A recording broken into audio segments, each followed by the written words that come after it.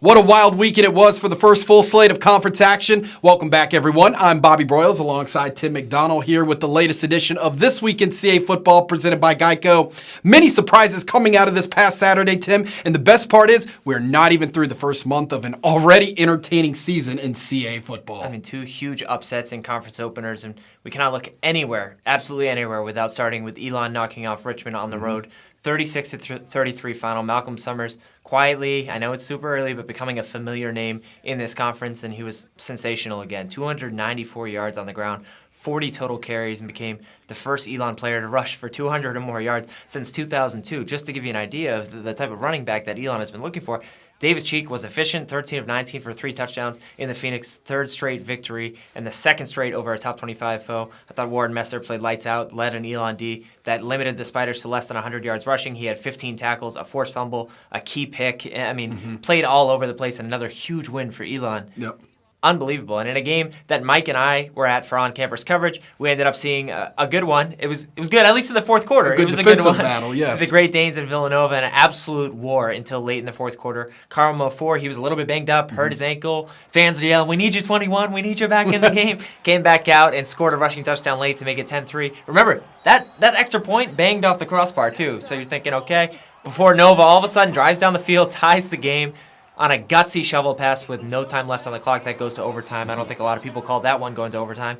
And, of course, in overtime you saw UAlbany stop Zach Bednarczyk on a fourth down run, return it 80 yards for the difference maker. People are going nuts. It's 10:45 at night. No one knows what's going on, but an unbelievable ending and a huge great win for the Great Danes and elsewhere around the league.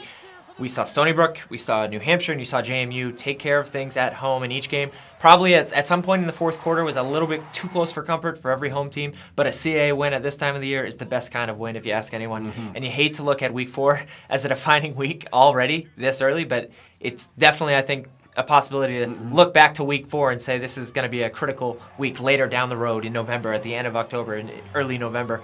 Monday saw rewards for the league at the season high. 6 teams were ranked nationally. And believe me, a couple of those teams could probably earn some even more noise in the next couple of weeks. Both Maine and Richmond have bye weeks this week, so let's remember. So Saturday features 6 total games. 4 of them are conference contests, and I know we'll break into it, but a lot of really important games right away. Well, the 2 teams that made the biggest splashes last weekend make a perfect coincidence this Saturday as we take a look ahead, beginning with UAlbany hitting the road to take on Elon for our CAA Game of the Week on College Sports Live at 2 o'clock. I already know you like this one a lot, Tim. It's amazing how things work out sometimes like that. And you know I love it just because 2 teams with monster upsets meet in a game that now features 2 unbeaten league squads. And both UAlbany and Elon impressed me, and I don't know where you start with who impressed more, because you could argue that both wins, upset wins, but both were very impressive. Thoroughly were impressive last week. And the Danes were physical on defense. That was the biggest surprise for me seeing them in person, and it wasn't just physical for a couple of quarters, it was physical throughout. In Elon's offense, on the other hand, that's been impressive, just been moving every week. And let's not forget, Davis Cheek is a true freshman. This kid is just coming out there and making plays.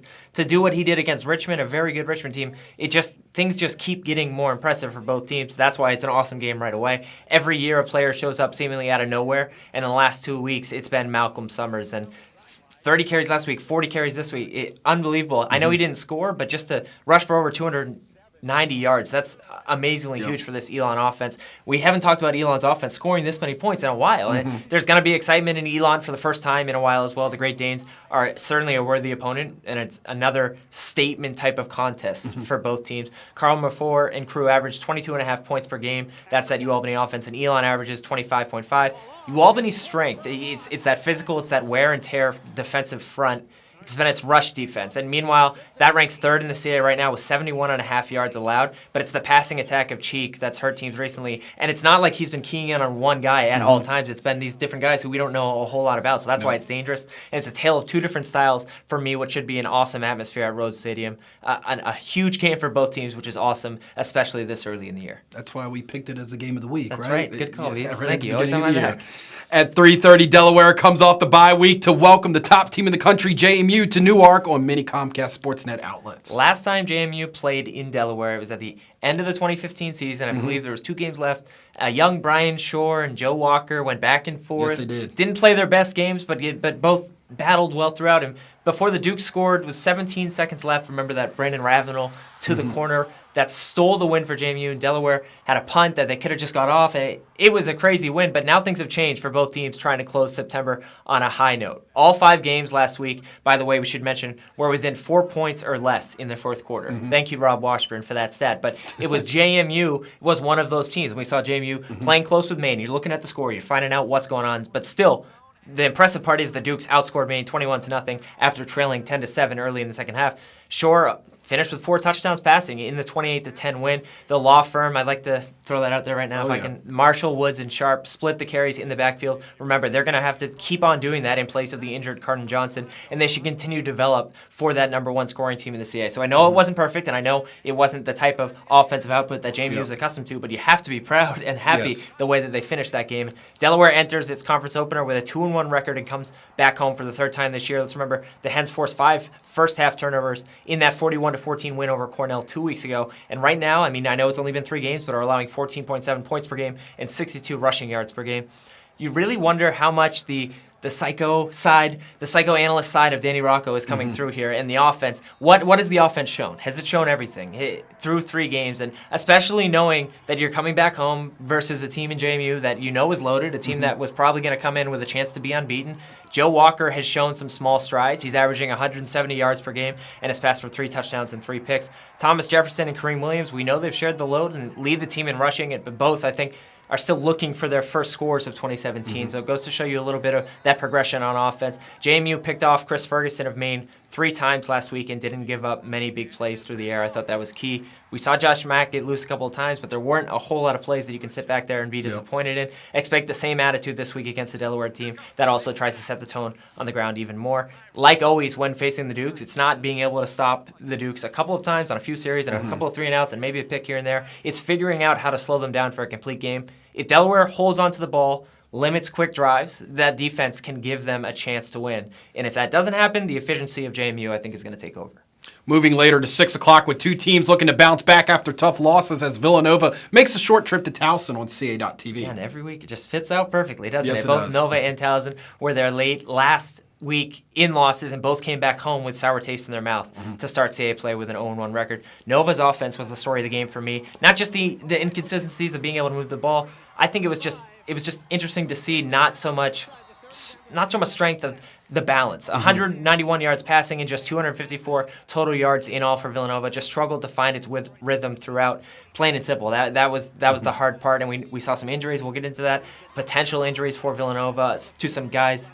Key guys. Some key guys, Yeah. and we don't know the severity of those injuries, so we're not going to talk about it too much here, but the Wildcat defense last week had 4 players make double-digit tackles, but did limit the Danes to just 95 rushing yards. That's a good thing. That's a positive, but that unit is going to need to stop the run and force Towson to beat them through the air. Villanova has limited its last 6 opponents to less than 100 yards on the ground. That's dating back to last season. The Tigers coming off the loss to Stony Brook, 25-17. I mean, if you are Towson, you only allowed 2 touchdowns. You gave up 4 field goals. But plenty to take away, I guess, that if you're going to take away the positives, the offense totaled 265 yards and finished perfectly balanced again. 30 pass plays, 30 run plays in the loss. Ryan Stover, for the 2nd straight week, paced the ground attack 42 yards. So that goes to show right now where they're trying to figure out things on offense. Make no mistake, both of these teams have room for adjustments on offense. And I know we just talked about 2 not their necessarily best offensive performances, but both I think are still trying to recoup a little bit and quickly. And absolutely, you cannot get caught looking about the test to come because it's only going to grow for both of these teams. The Tigers host Richmond next weekend, and Nova, by the way, hosts Maine. So no time, no rest for the weary.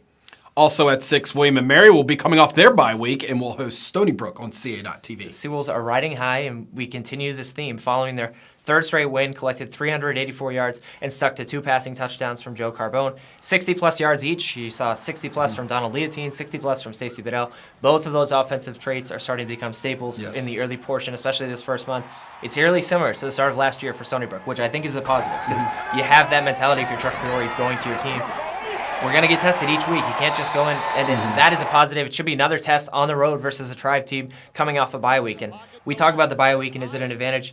So it's kind of proved so far that it hasn't mattered. William & Mary moved to 2-1 overall with the win over Bucknell, 30-9. That was at home 2 weeks ago. Right now, the Tribe ranked last in the league for passing offense, 115 yards per game, and kind of been getting it by committee done on offense. Stony Brook is close behind at number 10. So the larger surprise for the Tribe has been the play of that defense, especially up front, and that's where to watch. If you're watching this game and you're tuning in, I think that's where to watch, right in the line. 72 yards allowed per game on the ground and just one rushing touchdown right now for the Tribe. Stony Brook has lost all 3 games in the series. This is only the 4th meeting in the series and was shut out 21-0 in Williamsburg 2 seasons ago. The Seawolves right now have the momentum, still are riding that momentum coming in and have the advantage of a little bit more belief on offense so far this season compared to William & Mary. William & Mary had that extra week of prep, and the defense, this is right now a prime opportunity to prove its worth and to prove that it can play with a quality opponent like Stony Brook. And this could be, I think, the most physical game of Saturday. That's why I like this old school mentality and old school feel of it. Yeah.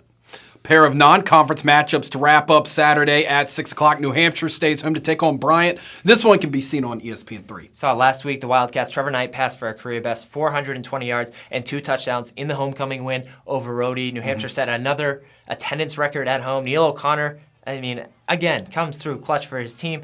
Him and Trevor Knight teamed up for 11 catches, 232 yards, including a key 76-yard strike.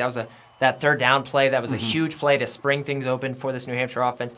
Right now, it's the first meeting between New Hampshire and Bryant, even though these are 2 New England teams, obviously relatively close proximity. The Bulldogs are 2-2 with a 45-40 win over Fordham at home last Saturday. Bryant beat Division II Merrimack 49-41 in its opener. Obviously lost to Maine. We talked about that one a couple weeks ago, 60-12, and lost to Brown 28-23. So 2-2, but a team that has potential to put up points. If it plays like Maine, obviously New Hampshire knows what to expect. Expect a heightened chance to find the ground game right now if you're New Hampshire. Tried a little bit last week against Rhode. I thought Rhode played well defensively for 3 quarters. 132 rushing yards per game, just 3 rushing scores this fall for New Hampshire. Bryant, as we saw with Maine, has allowed a lot of points this year. And the good news, if you're the Wildcats, 481 yards given up per game for Bryant.